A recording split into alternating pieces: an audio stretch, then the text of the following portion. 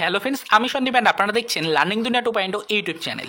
তো ফ্রেন্ডস, আবারও কিন্তু আপনারা যারা WBPSCর অর্থাৎ ওয়েস্ট বেঙ্গল পাবলিক সার্ভিস কমিশনের বিভিন্ন পেন্ডিং রিক্রুটমেন্টের এক্সামের সাথে যুক্ত চাকরি প্রার্থী রয়েছেন, তাদের জন্য আজকের এই ছোট্ট এবং আর্জেন্ট ভিডিওটা ক্রিয়েট করা।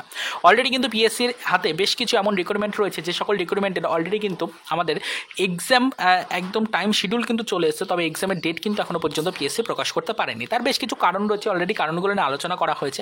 বেশ কিছু এমন রিক্রুটমেন্ট রয়েছে যেগুলোর অলরেডি কিন্তু রিক্রুটমেন্ট প্রসিডিওর শুরু হয়ে গেছে দীর্ঘ অনেক দিন আগে থেকে, তবে এখনও পর্যন্ত এক্সাম ডেট কিন্তু পিএসসি প্রকাশ করতে পারছে না। এই কারণগুলো নিয়ে অলরেডি কিন্তু পিএসসিতে লাস্টবারের মতো ডেপুটেশনও জমা দিয়েছিল চাকরি প্রার্থীরা। সেই সময় পিএসসির আধিকারিকগণ এবং তারই সাথে সাথে পিএসসির চেয়ারম্যানের পক্ষ থেকে চাকরি প্রার্থীদেরকে আশ্বাস দেওয়া হয় যে খুব শীঘ্রই তারা অফিসিয়াল ওয়েবসাইট থেকে নোটিফিকেশন প্রকাশ করে সেখানে কিন্তু এই সকল পেন্ডিং রিক্রুটমেন্টের এক্সাম ডেটগুলো নিয়ে কিন্তু কিছু নোটিফিকেশন কিন্তু তারা প্রোভাইড করবে, কিছু এক্সাম ডেট কিন্তু তারা প্রোভাইড করবে, কিছু টেন্টেটিভ ডেট বা এক্সাম ক্যালেন্ডার তারা কিন্তু প্রোভাইড করবে, এরকমই কিন্তু আশ্বাস দেওয়া হয়েছিল। তবে সেই সপ্তাহটা কিন্তু অলরেডি পেরিয়ে গেছে, গত সপ্তাহে কিন্তু সেই ডেটটা ছিল।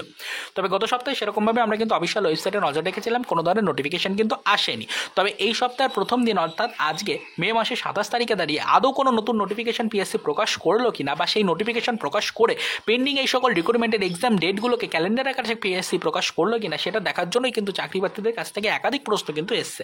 অনেকেই রিকোয়েস্ট করেছেন যেন লাইভ ইনফরমেশন আমরা আপনাদের কাছে পৌঁছে দিই সরাসরি অফিসিয়াল ওয়েবসাইট থেকে।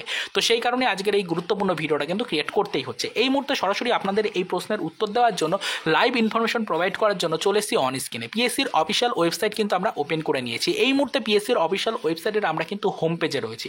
হোম পেজ থেকে সরাসরি চলে আসবো আমরা রিক্রুটমেন্ট সেকশনের মধ্যে। এখানে ভিউ অল বাটনে ক্লিক করার সাথে সাথে দেখুন আমাদের সামনে রিক্রুটমেন্ট রিলেটেড নোটিফিকেশন সেকশনটা কিন্তু ওপেন হয়ে গেল।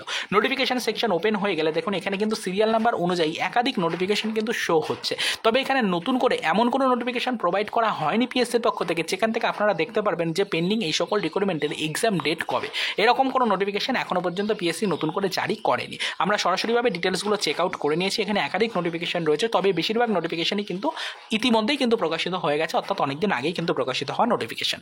নতুন করে এমন কোনো নোটিফিকেশন প্রকাশ করা হয়নি যেখান থেকে এক্সাম ক্যালেন্ডার কিন্তু পিএসসির প্রোভাইড করতে পারবে। তো কোনো নোটিফিকেশন আজ পর্যন্ত কিন্তু যে টাইমে ভিডিওটা ক্রিয়েট করছি এই টাইম পর্যন্ত কিন্তু প্রোভাইড করা হয়নি।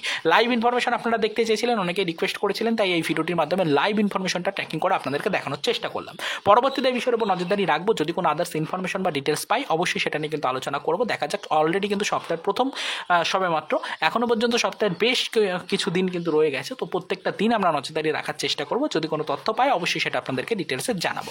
তো এই টপিকগুলো নিয়ে যদি কারো কোনো মতামত বা কোনো প্রশ্ন থাকে অবশ্যই ভিডিওর কমেন্ট সেকশনে জানাবেন। নেক্সট কোনো ভিডিওতে অবশ্যই কিন্তু আপনার করা গুরুত্বপূর্ণ প্রশ্নের যথাযথ উত্তর আপনার কাছে কিন্তু পৌঁছে দেওয়ার আমরা চেষ্টা করবো। তো চলুন দেখা হবে নেক্সট ভিডিওতে, পরবর্তীতে পিএসসি রিলেটেড কিছু আদার্স অফিসিয়াল আপডেটের সাথে।